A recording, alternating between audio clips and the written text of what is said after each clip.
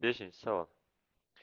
Yadro reaksiyasi ekan. 243 plutoniyda parchellayapti alfa, 3 ta neytron, 3 ta elektronga. Reaksiyasini yozib olamiz. Mana bu plutoniy 243 ga 94.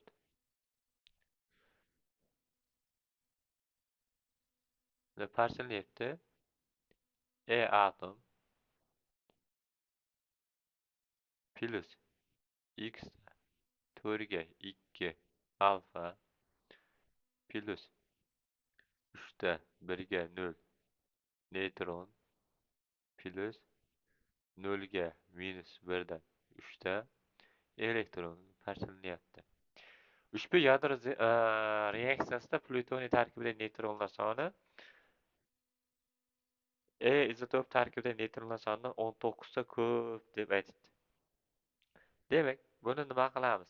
Birinchi navbatda plutoniy tarkibidagi neytronlar sonini topib olamiz.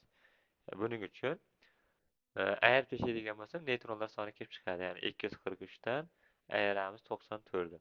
149 ta mana 149 ta neytron plutoniyda bor ekan. Endi 14 taga kam bo'lish uchun ning tarkibida neytronlar soni nechta bo'ladi? Buni hisoblab topamiz. Ya'ni 149 dan ayiramiz 14 ni. 14 ayirib tashlaydigan bo'lsak, bu yerda ning tarkibidagi neytronlar soni kelib chiqadi. 135 ta. Mana bu yerda 135 ta neytron kelib chiqdi. 135 ta ning tarkibida neytron. Alfaning tarkibida neytronlar bo'ladi. 4 dan 2 ni ayiramiz. 2x ga ko'paytirsak 2x ta neytron. Bunda esa 3 ta neytron. Bunda esa 0 dan minus 1 da ayiraman. Xo'sh, 0 dan ayiraman minus 1. 1 1 da 3 ga ko'paytirsam 3 ta. Demak, o'ng va chap tomonda neytronlar soni teng bo'lishi kerak. Shu tenglamalardan qoidadan foydalanib neytronlar sonini tenglayman.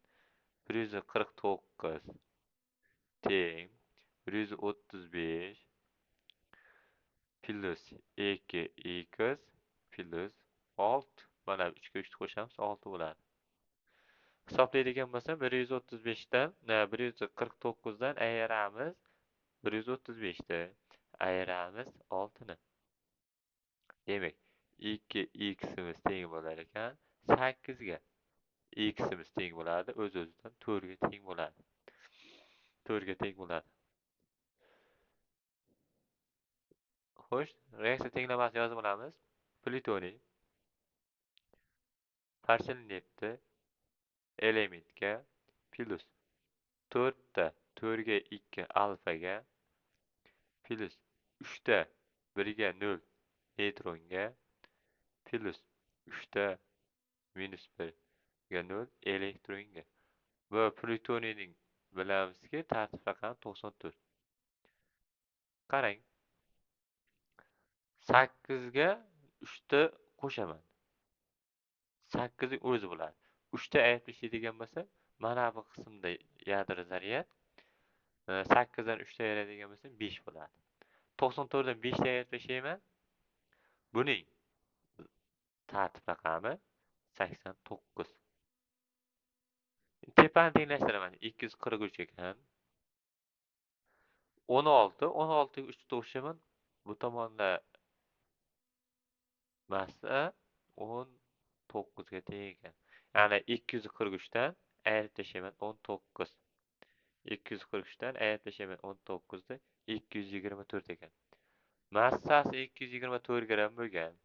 Tartib raqam 89 bo'lgan element bu noma'lum element ekan. Demak, 89-chi tartib raqamdagi element bu aktiniy ekan. Mana bu aktiniy. Demak, massasi qancha desam 220 ta. Aktiniy. To'g'ri javob B.